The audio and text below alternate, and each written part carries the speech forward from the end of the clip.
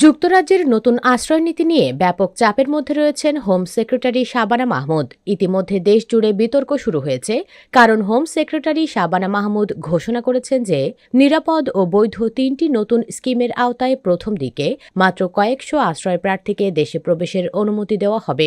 সরকার যখন পরিবার বহিষ্কার, সম্পদ জব্দের মতো কঠোর পদক্ষেপ নিচ্ছে, তখন এই সীমিত সংখ্যার সিদ্ধান্ত নীতির মানবিকতা ও কার্যকারিতা নিয়ে প্রশ্ন তুলেছে অধিকার কর্মী ও আইন প্রণেতারা। উল্লেখ্য যে শাবানা মাহমুদ এর আগে যুক্তি দিয়েছিলেন যে কঠোর ব্যবস্থা নেওয়ার পাশাপাশি তিনি সৎ ও নিপীড়িত মানুষের জন্য বৈধ পথ খুলে দেবেন। তবে সোমবার তিনি জানান, নতুন স্কিমগুলো শুরুতে সীমিত আকারে থাকবে এবং কত দ্রুত বা কিভাবে তা বিস্তৃত হবে সে বিষয়ে তিনি কোনো সময়রেখা দেননি। এদিকে লেবারের 2 ডজনেরও বেশি এমপি সরকারের পরিকল্পনা নিয়ে ক্ষুব্ধ। তারা বলছেন, প্রণোদনা গ্রহণে অস্বীকৃতি জানালে পরিবারকে জোর করে বহিষ্কারের পরিকল্পনা অত্যন্ত কঠোর এবং পুনর্বিবেচনার দাবি রাখে। মানবাধিকার সংস্থাগুলো বলছে, যুদ্ধ বা নির্যাতন থেকে পালিয়ে আসা মানুষের কাছে সীমিত নিরাপদ পথ কোনো বাস্তব বিকল্প হতে পারে না।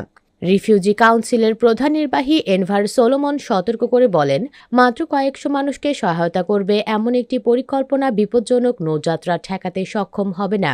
তিনি জোর দিয়ে বলেন, প্রতি বছর কতজনকে নেবে এবং কত দ্রুত পথগুলো বিস্তৃত হবে সরকারকে তা স্পষ্ট করতে হবে। সঠিকভাবে ডিজাইনকৃত নিরাপদ পথই কেবল প্রাণহানি ঠেকাতে পারে। লেবার এমপি স্টেলা ক্রিসি বলেন, আশ্রয় ব্যবস্থাকে কার্যকর করতে হলে নিরাপদ ও বৈধ পথের বিস্তৃতি অত্যন্ত গুরুত্বপূর্ণ। তিনি সরকারকে বাস্তব চিত্র তুলে ধরতে এবং নীতির স্বচ্ছতা নিশ্চিত করতে আহ্বান জানান। এ ব্যাপারে সরকার 3টি নতুন পথ চালুর ঘোষণা দিয়েছে।